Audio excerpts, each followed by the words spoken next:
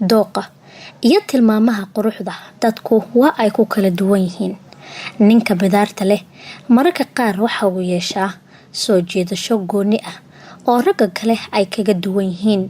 Gabdho badan ayaa ka hela ragga bidaarta leh oo ku soo jiita kalsoonida ay naftooda ku qabaan iyo soo jiidashadooda gaarka ah. Qabiirka dhanka xiriirka ee la yiraahdo Amal Fahmi ayaa sharaxaad ka bixinaysa sirta soo jiidashadooda ragga bidaarta leh iyo sababaha ay gabdho badani uga helaan oo ay ku soo koobtay 5 qodob. 1. Kalsoonida naftooda ay ku qabaan. Ninka bidaarta leh aad ayuu isugu kalsoon yahay.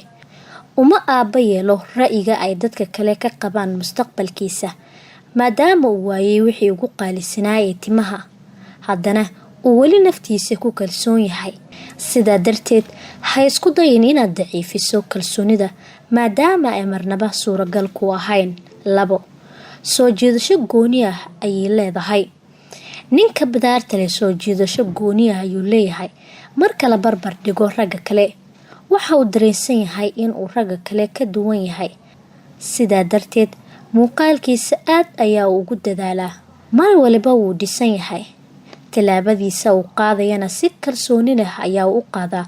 Arrintaas oo gabdho badani ay ka helaan. 3. Dumarka ma jecla ragga timahooda ku mashquula ama xilliyo badan ku noqnoqda timo jaraha si uu kolba qaab cusub timihiisa ugu jaro. Dhaqankaasoo dumarka ay u arkaan in uu yahay mid caruurnimo. Sidaa darteed, ragga bidaarta leh mushkiladaasi ma qabaan. 4. Da'da kama muuqato. Ragga bidaarta leh waxay leeyihiin astaan gaar ah oo ay ragga kale kaga duwan yihiin. Markay weynaadaan, calaamadaha caajiska kama muuqdaan oo ay bilowgeeda hore ciradu tahay, maadaama timihiisa madaxa wax cira ah aanay ka soo baxaynin. 5. Muraayada horteeda waqti badan kuma bixiyo. Ragga bidaarta leh kuma mashquulaan waxyaabaha yaryar sida qaabka timaha madaxooda. Waxay u arkaan in muraayada waqti badan lagu bixiyo ay tahay waqti lumis. Nimco Magan, barnaamijka Subax Wanaagsan, Goobjoog TV.